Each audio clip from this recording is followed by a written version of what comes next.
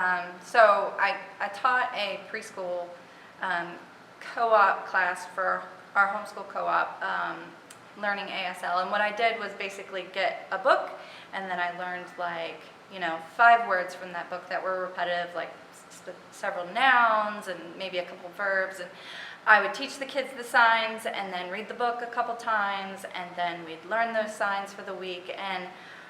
what I love about this, because I have a zillion other things doing, because I have 4 kids and 3 classes to teach next year in co-op, what I love about this is that it's